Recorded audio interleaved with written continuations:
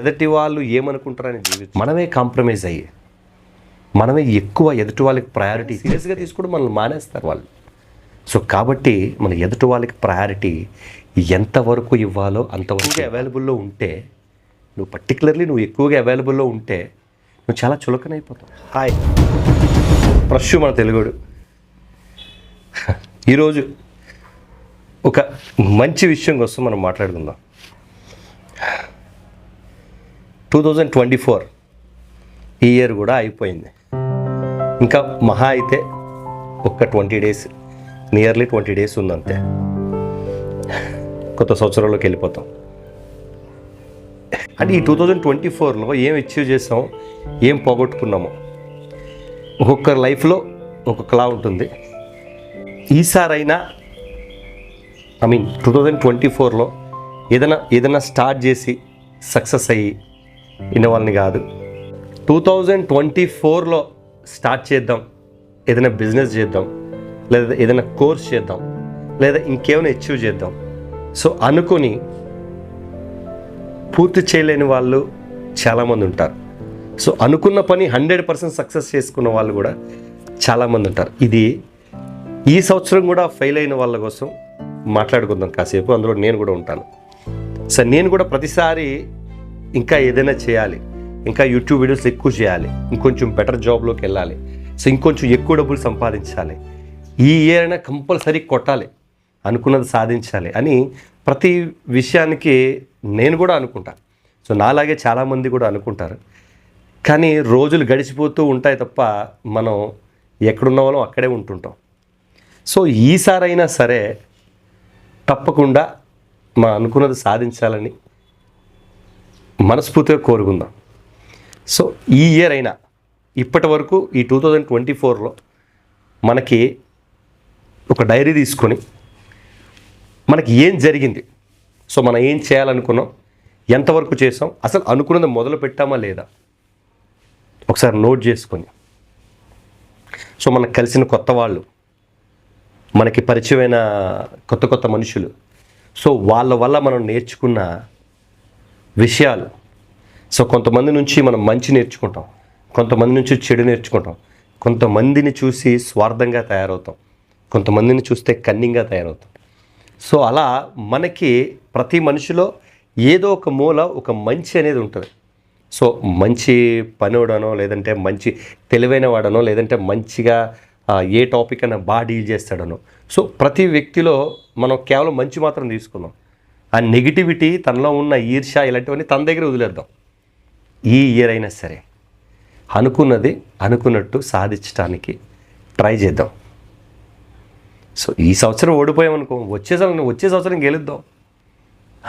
అంటే ఈ సినిమాలు, ఫేవరెట్ షోలు, ఇవి వేరే హీరోల కోసం కొట్టుకోవడం, హీరోల కోసం గొడవ పడడం, వేరే వాళ్ళ కోసం గొడవ పడడం, ఎదటి వాళ్ళు ఏమనుకుంటారని జీవించడం, ఇది అన్నిటికంటే చాలా నష్టం కలిగించే విషయం. ఎదుటి వాళ్ళు ఏమనుకుంటారో, సో మనం ఇలా బిహేవ్ చేస్తే ఎదుటి వాళ్ళు ఏమనుకుంటారో, మనం ఈ డ్రెస్ వేసుకుంటే వాడు ఏమనుకుంటాడో, సో మనం ఇలా మాట్లాడితే వాడు ఏమనుకుంటాడో, మీకు ఎలా ఉంటే మీకు నచ్చుతుందో, ఏదైతే చెయ్యాలని మీరు అనుకుంటున్నారో అది చేయడానికి ట్రై చేద్దాం. ఎదటి వాళ్ళ కోసం ఇంకెన్ని రోజులు మనం బ్రతకాలి?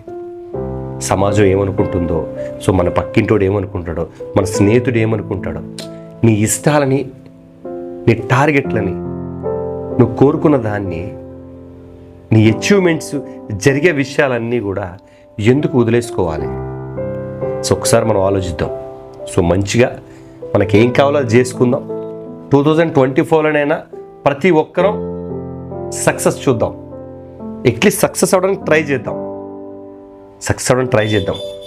ఒక భార్యాభర్తల్లో కానీ, లవర్స్లో కానీ, ఫ్రెండ్స్లో కానీ, అన్న చెల్లెల్లో కానీ, అన్న తమ్ముళ్ళలో కానీ, ప్రతిసారి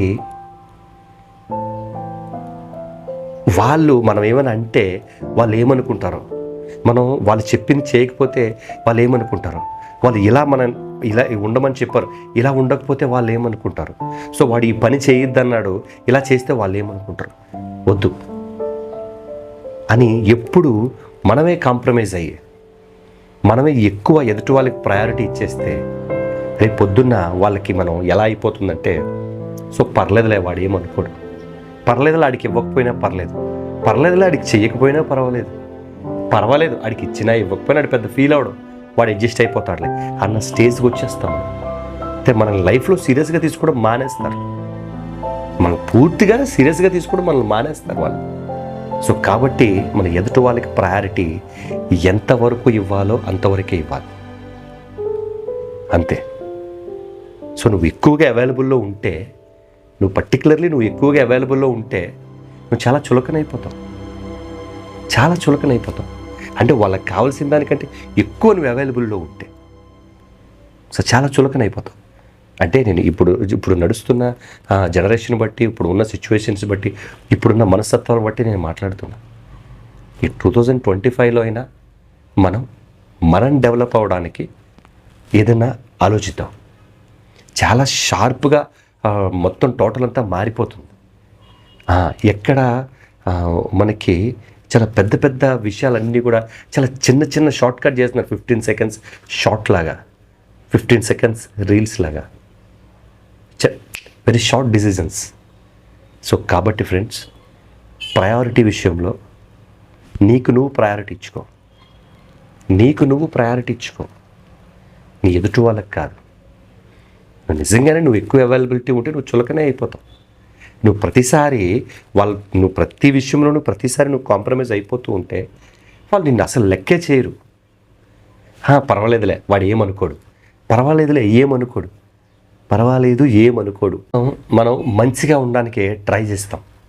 అట్లీస్ట్ అంటే మనం చెడు ఎందుకు తెచ్చుకోవాలి, చెడ్డవాడిగా ఎందుకు అందరిలోనూ చెడ్డవాడిగా మిగిలిపోవాలి, మనం మంచిగా ఉందాం అని అనుకుంటాం. అలా అనుకొని ఈ మంచిగా ఉండే క్రమంలో చాలా నష్టపోతూ ఉంటాం. ఆస్తిలో నష్టపోతాం, స్నేహంలో నష్టపోతాం, ప్రేమలో నష్టపోతాం, ఫ్యామిలీ విషయంలో నష్టపోతాం. సో మంచిగా ఎంతవరకు కావాలో అంతవరకే ఉండు. అట్లీస్ట్ నీకు అప్పుడప్పుడు ఎంతో కొంత నీకంటూ కొంతైనా స్వార్థం ఉండాలి.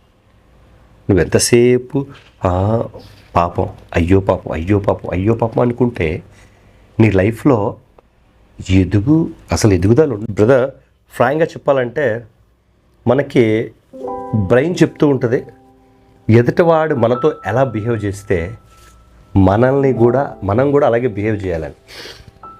మీకు అర్థమైందా? ఎదుటి వాళ్ళు మనతో ఎలా బిహేవ్ చేస్తే మనం కూడా అలాగే బిహేవ్ చేయాలి. ఒకవేళ వాడు ర్యాష్గా క్రూయల్గా బిహేవ్ చేస్తున్నాడు, సో మనకి అలాగే బిహేవ్ చేయాలనిపిస్తుంది.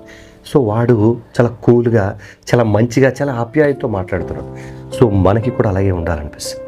సో ఎదుటివాడి మన మీద చాలా కోపంగా ఉంటాడు, సో మనకి కూడా ఆయన చూసిన వెంటనే కోపం వస్తుంది. సో అది బ్రెయిన్ చెప్తూ ఉంటుంది.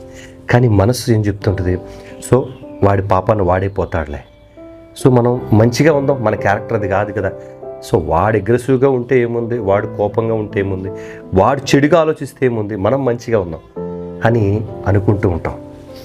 నా వరకు వచ్చి ఒక చిన్న విషయం చెప్పి వీడియో క్లోజ్ చేద్దాం. లైఫ్ నన్ను ఎప్పుడు కిందకి తోసేస్తూ ఉంటుంది. ఏదైనా ఒక టాపిక్లో, ఏదైనా ఒక పనిలో కానీ, ఏదైనా ఏ విషయంలో అయినా కొద్దిగా పైకి వస్తున్నానంటే మెడపట్టుకొని బయటికి తోసేస్తుంది, కిందకి తోసేస్తుంది. సో కానీ నేను మళ్ళీ ఒక్కొక్క అడుగు వేసుకొని నాకు నేను ధైర్యం చెప్పుకొని మళ్ళీ పైకి వస్తాను. అలా నా లైఫ్లో 3 సార్లు జరిగింది, 3 టైమ్స్. బిజినెస్లో కాదు, జాబ్లో కాదు, అవుట్ ఆఫ్ కంట్రీలో కాదు, 3 టైమ్స్ జరిగింది నాకు అలా. సో కానీ ఫైనల్గా లైఫ్కి ఏమనిపిస్తుందంటే, సో వీడిని ఎన్నిసార్లు తోసినా మళ్ళీ వచ్చి అక్కడే నుంచుంటున్నాడు అని నా మీద నాకంటే లైఫ్కి ఎక్కువ నమ్మకం వచ్చేసింది. సో ఇది నా కోసం అని చెప్పలేదు, లైఫ్లో చాలామంది ఎన్నిసార్లు ఓడిపోయినా మళ్ళీ ప్రయత్నిస్తూనే ఉంటారు. సో మనం కూడా అలాగే వాళ్ళని ఇన్స్పిరేషన్గా తీసుకొని లైఫ్లో ఎన్ని ఎదురు దెబ్బలు పడినా, ఎంతమంది మనల్ని నెగిటివ్గా చూసినా, ఎంతమంది మనల్ని దేనికి పనికిరావు అన్నా, సో మనమేంటో మనకి తెలుస్తుంది. సో చివరి క్షణం వరకు హోప్ వదలకుండా కష్టపడదాం, అంటిల్ లాస్ట్ బ్రీత్, చివరి వరకు. నేనైతే అదే చేస్తాను. మళ్ళీ లైఫ్ ముందుకొచ్చి కూర్చోబెట్టిన, జాబ్ పోయినా, డబ్బులు పోయినా, ఏం పోయినా, చివరికి స్నేహితులు నన్ను హేట్ చేసిన, మనతో ఉన్న పార్ట్నర్ వదిలేసిన, మనం ఏ పరిస్థితుల్లో ఉన్నా మళ్ళీ రీస్టార్ట్ చేస్తా లైఫ్. సో అంత బండవారిపోయాం. సో మీరు కూడా ఫ్రెండ్స్, మీరు కూడా బ్రదర్స్, సో లైఫ్లో ఏది కోల్పోయినా ఏదో ఒక హోపు, ఏదో ఒక మార్గం మన కోసం తిరిగే ఉంటుంది. నీ విజయం, నీ success on the way, success దారిలో ఉంది, నువ్వు వెళ్ళి దాన్ని కలవాలంతే. సో దానికోసం ప్రయత్నిద్దాం. 2025లో అయినా మనం అనుకున్నవన్నీ పూర్తి చేయటానికి ట్రై చేద్దాం. Thank you so much. నా వీడియోస్ చూసి నాకు ఎంకరేజ్ చేస్తున్న ప్రతి ఒక్కరికి థ్యాంక్ యూ సో మచ్. ప్రశ్న మన తెలుగుడు. జై హింద్.